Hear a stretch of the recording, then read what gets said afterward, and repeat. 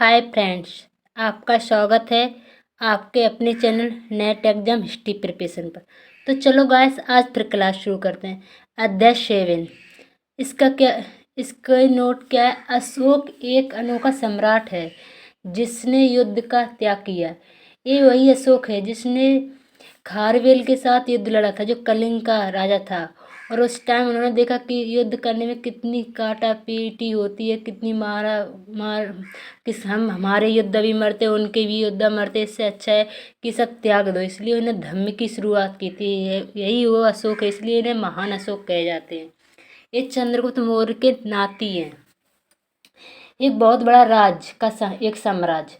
हम जिन शेरों के चित्र रुपए या पैसों पर देखते हैं, मतलब ये वाले, ये मैंने और आपने कहीं भी देखा होगा, इन्हीं के बारे में बता रहा है।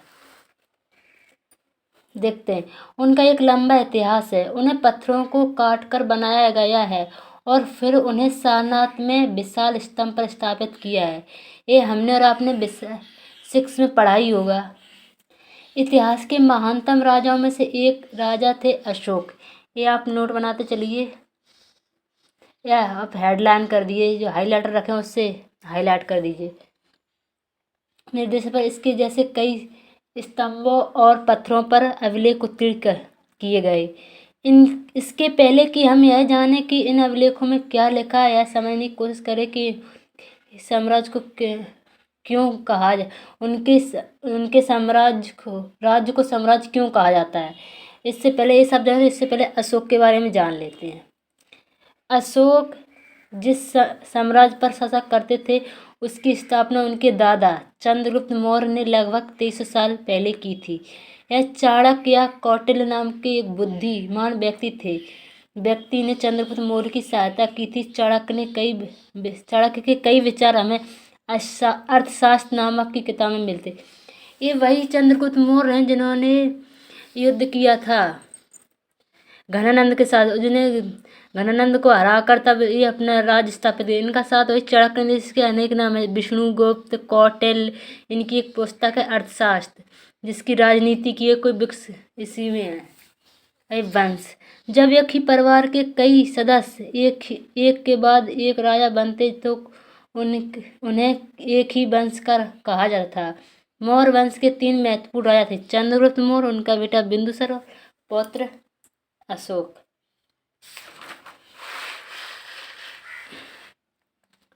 साम्राज्य में बहुत से नगर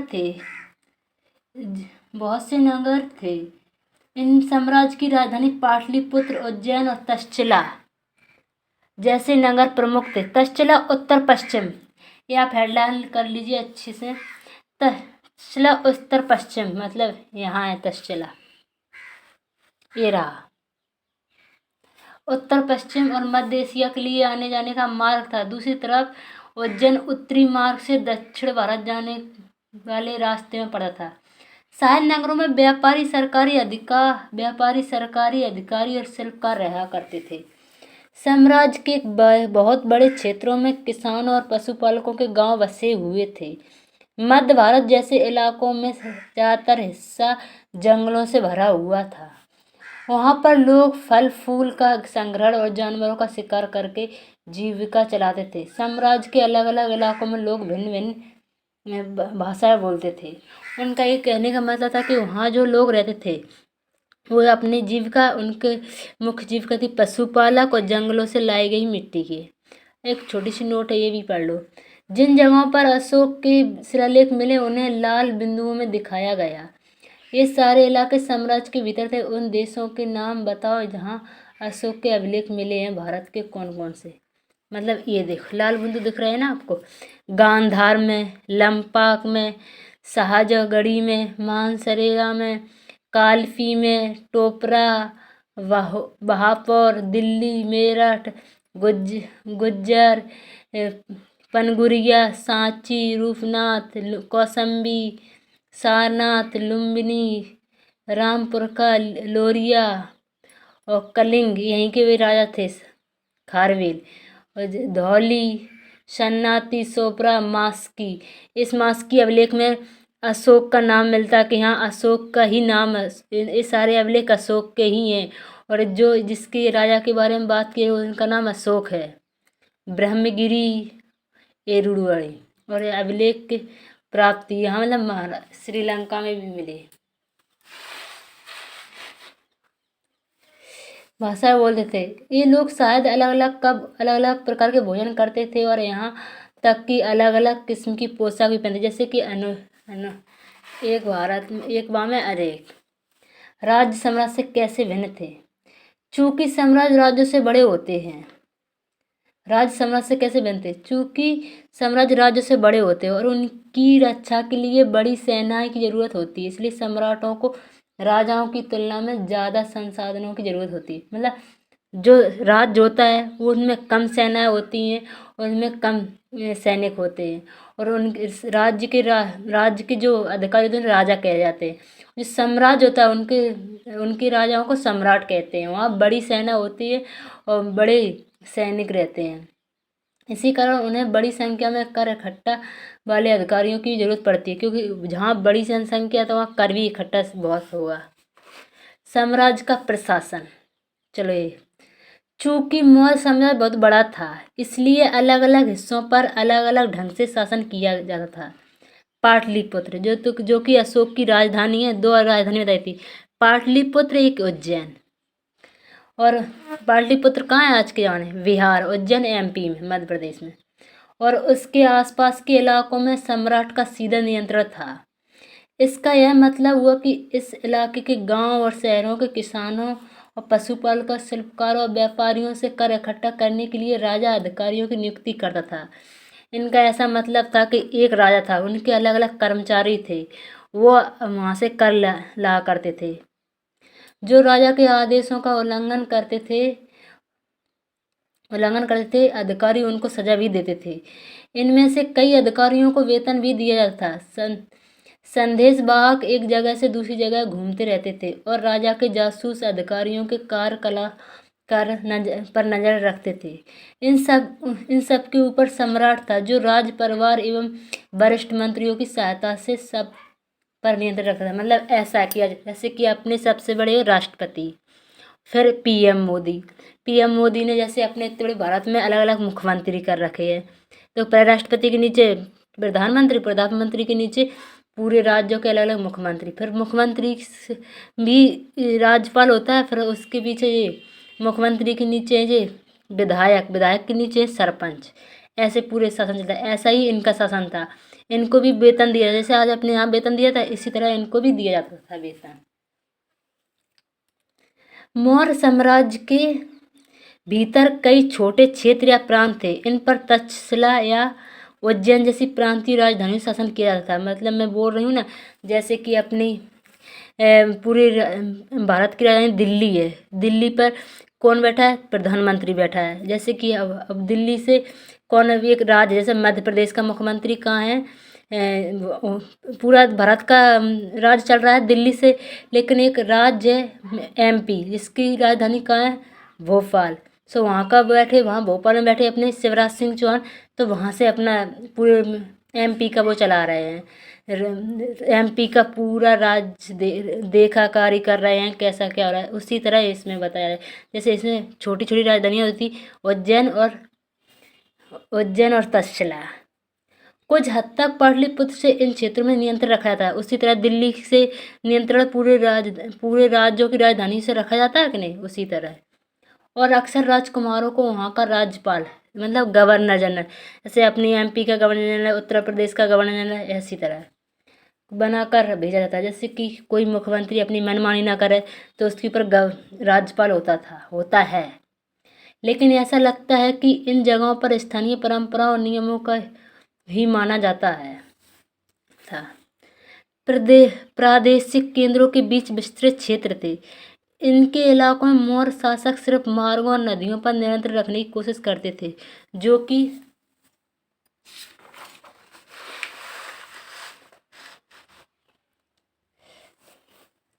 कि आवागमन के लिए महत्वपूर्ण थे। यहाँ से उन्हें जो भी संसाधन और कर और भेंट के रूप में मिलते थे उसे इकट्ठा किया जाता था। उदाहरण के लिए अर्थशास्त्र में, मतलब अर्थशास्त्र किसकी है, ये आपको याद है, कौटिल्य की, चंद्रगुप्त मौर्य की। चंद्रगुप्त के गुरु कौटिल्य, विष्णुगुप्त, चाणक्य, वो तक्षशिला में पड़े हैं। घनानंद से उनकी लड़ाई क्यों हुई थी कि उनको निकाल दिए थे अपने राज्य से, इसलिए उन्हें चंद्रगुप्त मौर्य को साम्राज्य बनाया, इसलिए किसी का अपमान नहीं करना चाहिए। लिखा कि उत्तर पश्चिम कंबल के लिए, अभी मोस्ट चीज़ें आप लिख लीजिए, याद कर लीजिए। उत्तर पश्चिम किसके लिए प्रसिद्ध था? चंद्रगुप्त मौर्य के कंबल के लिए। और दक्षिण भारत सोने के लिए और पत्थरों के लिए प्रसिद्ध था। संभव है कि संसाधन नजराने के रूप में इकट्ठे किए जाते। अब नजराने क्या होते थे हम आपको बाद में बताएंगे। और अंत में जंगल वाले इलाके आते थे, वहाँ रहने वाले लोग काफ़ी हद तक स्वतंत्र थे। उनमें से यही उम्मीद की जाती थी कि वे मौर्य पदाधिकारियों को हाथी, लकड़ी, मधु और सोम जैसी चीज़ें ला कर दें। नजराना क्या होता पता है? जहाँ पर नियमित ढंग से इकट्ठे किए जाते थे, वहीं नजराना अनियमित रूप से भी संभव हुआ था, इकट्ठा किया जाता था। ऐसे नजराने विविध पदार्थों के रूप में लेते थे, ऐसे लोगों के लिए जाते थे जो स्वेच्छा से आते तक थे। एक ये और पढ़ लें। राजधानी में सम्राट मेगास्थनीन, जो कि मेगास्थनीन चंद्रगुप्त के दरबार के यूनानी सेल्यूकस निकेटर का राजदूत था, जो हार गए थे। चंद्रगुप्त मौर्य ने अपनी बेटी को भी शादी की थी और इसको भी भेज दिया था।